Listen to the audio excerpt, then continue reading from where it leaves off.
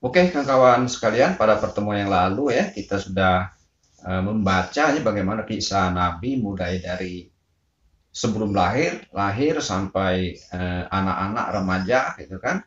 Sudah kita kisahnya sudah kita bacakan gitu kan. Dan sekarang kita akan mencoba melihat lanjutan dari kisah ini, yaitu Nabi bertemu dengan istrinya Siti Khadijah. Kita akan lanjutkan membaca kisah pertemuan Nabi Muhammad dengan Siti Khadijah, tetap dari buku ya Muhammad Sang Inspirator Dunia.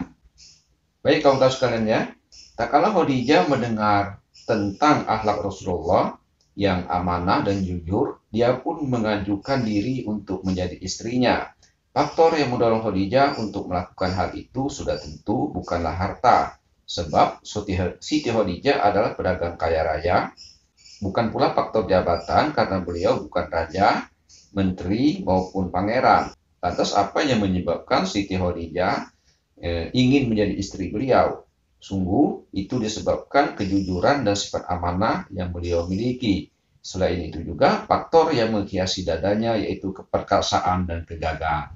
Jadi Siti Khadijah itu bukan motivasinya ya, mau diperistri oleh Nabi Muhammad itu karena harta, karena kedudukan gitu kan, tapi karena kejujuran dan keikhlasan, jadi akhlak beliau yang diutamakan oleh Siti Khadijah itu. Karena Siti Khadijah waktu itu merupakan orang kaya ya, konglomerat kalau zaman sekarang ini, karena 23 wilayah Mekah itu merupakan miliknya Siti Khadijah, itu ceritanya ya. Rasulullah dan Khadijah terjalin dalam ikatan pernikahan yang langgeng. Khadijah mendapati sifat-sifat setia, jujur, terhormat, dan suci pada diri Rasulullah. Hal itu Khadijah persaksikan saat Rasulullah merasa ketakutan setelah wahyu turun. Seraya berkata, demi Allah, Allah tidak akan pernah menghinakanmu. Jadi Khadijah berkata, demi Allah, Allah tidak akan pernah menghinakanmu. Engkau adalah sosok yang senantiasa menjaga silaturahmi. Jadi engkau adalah sosok yang menjaga silaturahmi, menolong anak yatim, memuliakan tamu, dan membantu orang-orang susah. Itu Khadijah menguatkan Nabi waktu Nabi mendapatkan wahyu yang pertama di Wahiro itu ya. Begitu datang ke rumah beliau Rasul menggigil, jadi Siti Khadijah menguatkan Nabi ya. Rasulullah telah merasakan yatim beberapa kali, yatim karena ayahnya wafat saat beliau dalam kandungan ibunya. Ini deh level yatim yang paling berat. Kemudian yatim karena ibunya wafat di depan matanya saat beliau berumur 6 tahun. Nah, itu yang sudah kita baca ya kisahnya waktu itu. Kemudian rasa sedih karena kakeknya Abdul Muthalib yang telah mengasuh dan melindunginya wafat. Kemudian rasa sedih karena pamannya Abu Thalib yang telah menolong dan menaunginya wafat. Kemudian rasa sedih karena istri tercintanya Khadijah binti Khuwailid yang telah menjadi penenang dan penghibur hatinya wafat. Beliau merasakan semua kesedihan itu sebab Allah berkehendak menyiapkan untuk memimpin dunia, melatihnya untuk mengatur manusia dan mencalonkannya untuk membimbing Bani Adam. Allah berkehendak menjadikannya sebagai penutup para nabi, teladan para wali, imam para rasul, serta hujahnya kepada umat manusia. Jadi itu ya kawan-kawan sekalian ya. Sejak awal Allah telah menjaga Nabi. Dia tidak pernah menyerahkan kepada manusia sedikit pun. Jadi sejak awal Allah yang menjaga Nabi, Allah tidak pernah menyerahkan kepada manusia sedikit pun untuk memelihara atau menjaga Nabi ini. Dialah yang menjaganya, melindunginya, membimbingnya, dan memenuhi kebutuhannya. Tidak sedikit pun dia serahkan kepada manusia untuk mengambil alih semua itu. Baginya, ketika Allah tidak memberi, justru itu adalah suatu pemberian. Dan ketika dia menguji dengan kesulitan, justru itu adalah suatu kelapangan. Allah berfirman, bukankah dia telah mendapatkan sebagai seorang yatim, lalu dia melindungimu. Quran Ad-Duha 93 ayat 6. Perlindungan dari Allah bukan sekedar tempat keluarga dan kerabat saja, namun perlindungan khusus yang bersifat rabani. Allah berfirman, dan dia telah mendapatimu sebagai seorang yang bingung, lalu dia memberikan petunjuk. Quran Surah Al-Duha 93 ayat 7.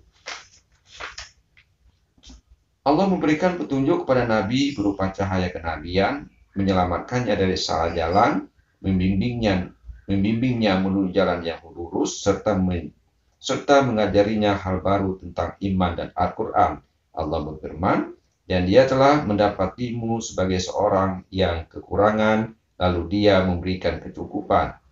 Quran Surat Ad-Duha 93 ayat 8. Yaitu di kawan-kawan sekalian ya, jadi di Ad-Duha 6, Ad-Duha 7, Ad-Duha 8 kelihatan bagaimana Allah itu menjaga Nabi, itu melindungi Nabi, memberikan kecukupan kepada Nabi, bahwa Nabi dijamin atau yang menjaga Nabi itu adalah Allah Subhanahu wa taala. Jadi dia tidak pernah menyerahkan kepada manusia untuk menjaga Nabi. Yakni kecukupan yang serba lengkap. Allah mencukupi Nabi dari kefakiran sehingga tidak membutuhkan orang lain. Allah mencukupinya dengan rasa ridho, tenang, tentram, dan qanaah. Allah mencukupinya dari minta-minta kepada manusia siapapun. Allah mencukupinya dengan rezeki dan akhlak sehingga kecukupan itu melimpah kepada orang lain dalam bentuk kebaikan, silaturahmi, kedermawanan, kasih sayang, dan sifat pemaaf. Tuh, jadi dijaga betul ya oleh Allah. Keyakinan Nabi merupakan bentuk kebaikan takdir Allah agar beliau bertawakal kepadanya dengan sebenar-benar tawakal, serta menyerahkan urusan hanya kepadanya. Dengan demikian, beliau pun ridho terhadap perlindungan dan pencukupan Allah. Apabila dilanda kesulitan, beliau tidak memanggil ibu atau ayahnya. Jadi, apabila Nabi dilanda kesulitan, beliau tidak memanggil ibu ataupun ayahnya, tapi memohon kepada Allah, Ya Rob, Ya Rob, Ya Rob. Nabi tumbuh tanpa peran ayah atau guru. Allah lah yang berperan melindunginya, mengajarinya, mendidik, dan mengasuhnya. Tidak seorang manusia pun yang menanggung semua itu. Hal tersebut merupakan kehendak dan pilihan Allah. Sebagaimana Allah berfirman pada Nabi Musa, Aku telah melimpahkan kepadamu kasih sayang yang datang dariku, dan agar engkau diasuh di bawah pengawasanku. Quran Surat At-Toha 20:39. Ia pun berfirman kepada Nabi Muhammad, karena sesungguhnya engkau berada dalam pengawasan kami. Quran Surat At-Sur 52 ayat 48. Nabi tumbuh dalam kondisi yatim agar tegar menghadapi sulitnya hidup, serta berusaha mencari kebutuhan keseharian. Beliau tidak memiliki waktu untuk bermain-main dan bersenang-senang seperti anak-anak kecil pada umumnya. Waktunya diisi dengan perjuangan dan pengorbanan agar bersiap diri dalam mengikuti tugas risalah serta kenabian.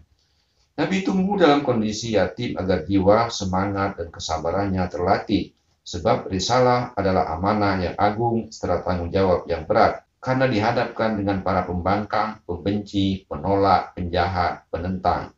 Dengan demikian, Nabi harus tampil lebih tegar, lebih tangguh, lebih pemberani dibanding dengan orang lain.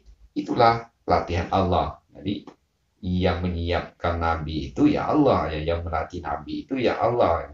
Jadi, Nabi sudah digembleng, sudah terlatih, dilatih Allah dengan berbagai tantangan, kesulitan. Jadi beliau tidak akan gentar gitu kan dengan segala tantangan dan kesulitan tersebut. Oke, teman-teman sekalian, terima kasih ya telah mengikuti tema ini dari awal sampai akhir. Itu tentang tema bagaimana Nabi ya bertemu dengan istrinya Siti Khadijah, dan bagaimana Allah menjaga Nabi mulai dari dalam kandungan ibunya, masa kecil, masa remaja, sampai kenabian, selalu Allah yang menjaganya.